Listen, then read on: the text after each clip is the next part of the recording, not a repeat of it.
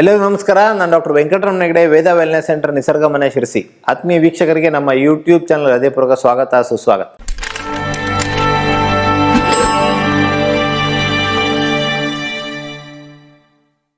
ಆತ್ಮೀಯರೇ, ಇವತ್ತು ಸಕ್ಕರೆಯ ಸೈಡ್ ಎಫೆಕ್ಟ್ ಬಗ್ಗೆ ನಾನು ಮಾತಾಡಲಿಕ್ಕೆ ಹೊರಟಿದ್ದೇನೆ. ಸಕ್ಕರೆ ಎಂಬ ಬಿಳಿ ವಿಷ ಅಂತ ನೀವು ಕೇಳಿದ್ದೀರಾ. ಸಕ್ಕರೆಯಿಂದಾಗಿ ಇವತ್ತು ರೋಗಗಳು ಅಧಿಕ ಆಗಿದೆ. ನಾನು ಚಿಕ್ಕ ಉದಾಹರಣೆ ಹೇಳಬೇಕು ಅಂದರೆ, ನಾನು ಒಂದು ಸಣ್ಣ ಹಳ್ಳಿಯಿಂದ ಬಂದಿರೋದು. ನಮ್ಮ ಊರಲ್ಲಿ ಬರೀ 15-20 ಮನೆ ಇದೆ. ತುಂಬ ಇಂಟೀರಿಯರ್, ಶಿರಸಿಯಿಂದ 40 ಕಿಲೋಮೀಟರ್ ಒಳಗಡೆ ದೋರಣಗಿರಿ ಅನ್ನುವಂಥ ಒಂದು ಚಿಕ್ಕ ಹಳ್ಳಿ.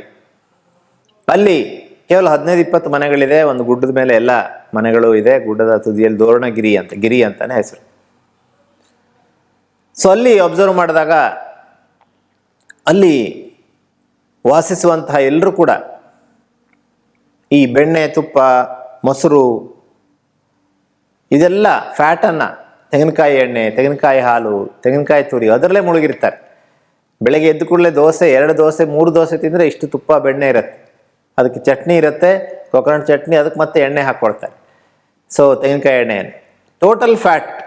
ಆದರೂ ಕೂಡ ಯಾರಲ್ಲಿಯೂ ಕೂಡ ಬೊಜ್ಜನ್ನು ನಾನು ನೋಡಿಲ್ಲ. ಸೊ ಅಲ್ಲಿ ಸಕ್ಕರೆ ಉಪಯೋಗ ಬಹಳ ಕಡಿಮೆ. ಫ್ಯಾಟಿಂದ ಫ್ಯಾಟ್ ಬರೋದಿಲ್ಲ. ಮುಳ್ಳನ್ನು ಮುಳ್ಳಿಂದಲೇ ತೆಗಿಬೇಕು. ಒಳ್ಳೆಯ ಫ್ಯಾಟಿನಿಂದ ಕೆಟ್ಟ ಫ್ಯಾಟನ್ನು ತೆಗಿಲಿಕ್ಕೆ ಸಾಧ್ಯ.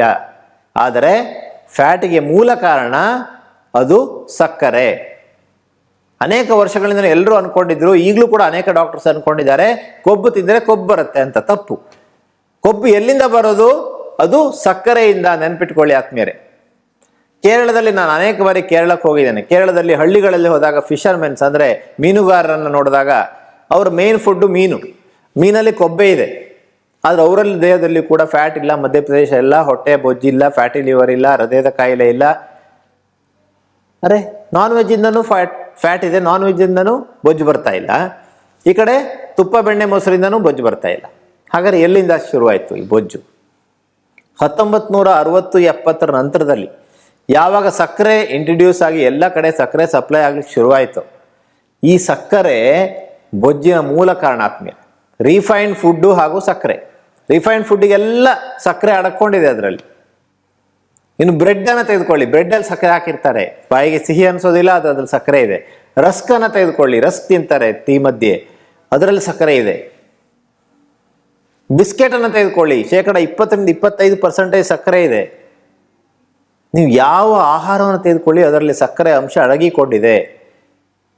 ಸೊ ಯಾವಾಗಿಂದ ಈ ರಿಫೈನ್ಡ್ ಆಹಾರ ಸ್ಟಾರ್ಟ್ ಆಯಿತು, ಯಾವಾಗಿಂದ ಈ ಸಕ್ಕರೆ ಸ್ಟಾರ್ಟ್ ಆಯಿತು, ಆವಾಗಿಂದ ಬೊಜ್ಜು ಸ್ಟಾರ್ಟ್ ಆಯಿತು. ಹಾಗಾದರೆ ಬೊಜ್ಜನ್ನು ಕಡಿಮೆ ಮಾಡಬೇಕು ಅಂದರೆ ಸಕ್ಕರೆಯನ್ನು ಕಡಿಮೆ ಮಾಡಲೇಬೇಕು ಅಥವಾ ಬಿಡಲೇಬೇಕು. ಎಷ್ಟೋ ಜನ ಇವತ್ತು, ಅನೇಕ ಫಿಲ್ಮ್ ಸ್ಟಾರ್ಗಳು, ಅನೇಕ ಹೀರೋಸು, ಹೀರೋಯಿನ್ಸು, ಅನೇಕ ಸೆಲೆಬ್ರಿಟಿಗಳು ನೋ ಶುಗರ್ ಕಾನ್ಸೆಪ್ಟನ್ನು ಎಕ್ಸೆಪ್ಟ್ ಮಾಡಿಕೊಂಡು ಸಕ್ಕರೆಯನ್ನು ಟಚ್ ಮಾಡದೆ ತುಂಬ ತೂಕವನ್ನು ಕಡಿಮೆ ಮಾಡ್ಕೊಂಡಿದ್ದಾರೆ, ಆರೋಗ್ಯನ ಸಂಪಾದಿಸ್ಕೊಂಡಿದ್ದಾರೆ, ಅನೇಕ ಕಾಯಿಲೆಗಳಿಂದ ಹೊರಬಂದಿದ್ದಾರೆ.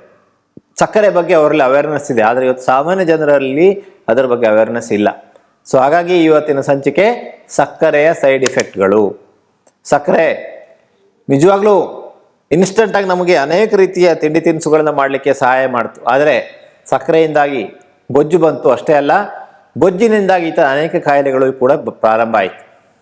ಆತ್ಮೀಯರೇ, ಈ ಒಂದು ಸಕ್ಕರೆ ಮುಖ್ಯವಾಗಿ ನಾವು ನಮ್ಮ ಮಿದುಳಿನ ಆರೋಗ್ಯವನ್ನು ಹಾಳು ಮಾಡುತ್ತೆ. ನಮಗೆ ಈಗ ನೋಡಿ, ಸರಿಯಾದ ಒಂದು ಮದುವೆಯಲ್ಲಿ ಸರಿ ಪಾಯಸ, ಜಿಲೇಬಿ, ಸ್ವೀಟು ಎಲ್ಲ ತಿಂದು ನಾವು ಹೊರಗಡೆ ಬರ್ತಿದ್ದಂಗೆ ನಮ್ಗೆ ಅಯ್ಯೋ ಸುಸ್ತಾಗಿದೆ ಅಂತ ಹೇಳ್ತೀವಿ ನಾವು. ಅಷ್ಟೆಲ್ಲ ತಿಂದು ಶಕ್ತಿ ಬರಬೇಕಿತ್ತು, ಎನರ್ಜಿ ಬರಬೇಕಿತ್ತು. ಆದರೆ ಸಕ್ಕರೆ ತಿಂದು ಯಾಕೆ ಹಾಗಾಯಿತು? ಬಿಕಾಸ್ ಈ ಶುಗರ್ ಇದೆಯಲ್ಲ, ಸಕ್ಕರೆ ಅಂಶ ಇದೆಯಲ್ಲ, ಈ ಸ್ವೀಟ್ಸ್ ಇದೆಯಲ್ಲ, ಇದು ನಮ್ಮ ಸೆರೋಟೋನಿನ್ ಅನ್ನುವಂತಹ ಒಳ್ಳೆಯ ಹಾರ್ಮೋನ್ ಬಿಡುಗಡೆಯನ್ನು ತಡೆಗಟ್ಟುತ್ತೆ. ಒಳ್ಳೆಯ ಹಾರ್ಮೋನ್ ಎಂಡಾರ್ಫಿನ್ ಅನ್ನು ಬಿಡುಗಡೆ ಮಾಡದೇ ಇದ್ದಾಗ ನೋಡುತ್ತೆ. ನಮ್ಮ ಮಿದುಳಿನ ಹಾರ್ಮೋನ್ಗಳನ್ನು ಅಲ್ಲೋಲ ಕಲ್ಲೋಲ ಮಾಡುತ್ತೆ. ನಮ್ಮ ಕರುಳಿನ ಆರೋಗ್ಯವನ್ನು ಅಲ್ಲೋಲ ಕಲ್ಲೋಲ ಉಂಟು ಮಾಡುತ್ತೆ. ತನ್ಮೂಲಕ ಮಿದುಳಿಗೆ ಬಹಳ ಡೇಂಜರಸ್ ಫುಡ್ಡು ಅದು ಸಕ್ಕರೆ.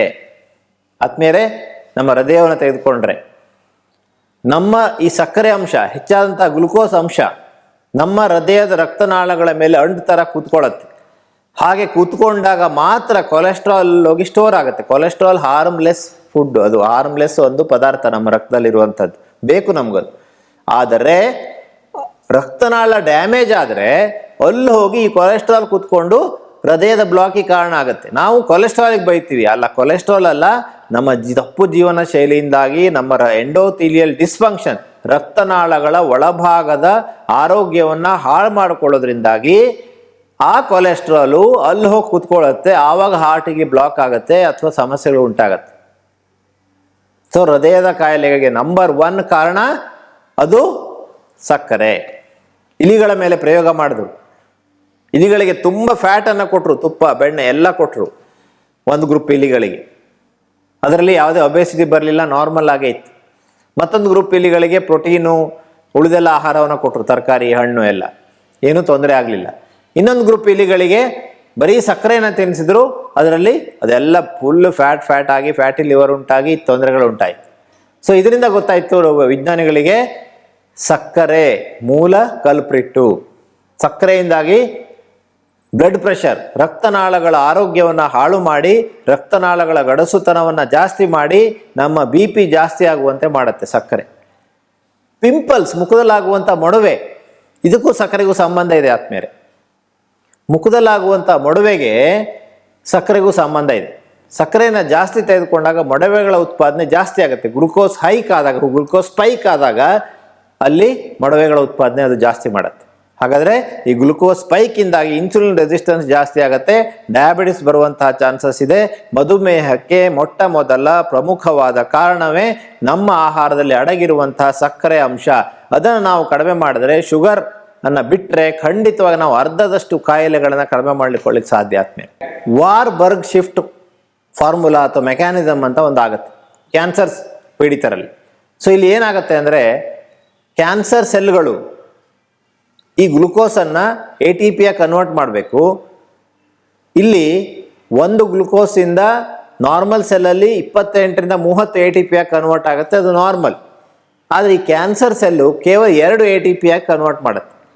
ಹಾಗಾಗಿ ಯಾರಿಗೆ ಕ್ಯಾನ್ಸರ್ ಇದೆಯೋ ಅವರು ಕೀಮೋಥೆರಪಿ ಔಷಧಿಗಳ ಜೊತೆಯಲ್ಲಿ ಸಕ್ಕರೆಯನ್ನು ಸಂಪೂರ್ಣವಾಗಿ ಬಿಟ್ಟರೆ ಬೇಗ ಅವರು ಕ್ಯಾನ್ಸರಿಂದ ಈಚೆ ಬರಲಿಕ್ಕೆ ಸಾಧ್ಯ ಆಗುತ್ತೆ.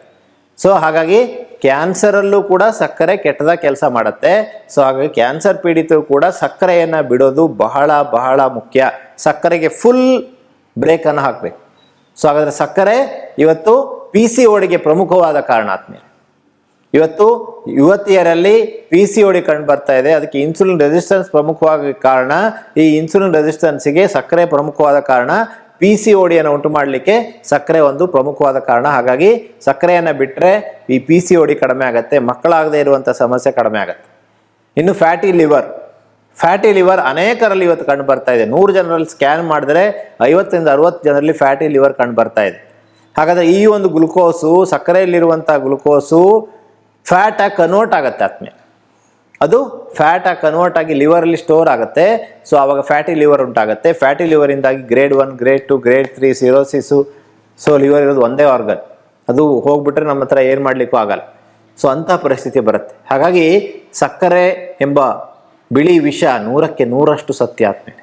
ಸೊ ಹಾಗಾಗಿ ಸಕ್ಕರೆಯಿಂದಾಗಿ ಇವತ್ತು ಫ್ಯಾಟಿ ಲಿವರಿಗೂ ಒಂದು ಮುಖ್ಯವಾದ ಕಾರಣ, PCODಗೆ ಮುಖ್ಯವಾದ ಕಾರಣ, BP ಹೆಚ್ಚಾಗಲಿಕ್ಕೆ ಮುಖ್ಯವಾದ ಕಾರಣ, ಹೃದಯ ರೋಗಗಳು ಇಷ್ಟೆಲ್ಲ ಬರಲಿಕ್ಕೆ ಮುಖ್ಯವಾದ ಕಾರಣ, ನಮ್ಮ ಟೋಟಲ್ ಮಿದುಳಿನ ಆರೋಗ್ಯವನ್ನು ಹಾಳು ಮಾಡಲಿಕ್ಕೆ ಸಕ್ಕರೆ ಬಹಳ ಮುಖ್ಯವಾದ ಕಾರಣ, ಕ್ಯಾನ್ಸರನ್ನು ಹೆಚ್ಚು ಮಾಡಲಿಕ್ಕೆ ಸಕ್ಕರೆ ಬಹಳ ಪ್ರಮುಖವಾದ ಕಾರಣವನ್ನು ವಹಿಸ್ತಾ ಇದೆ.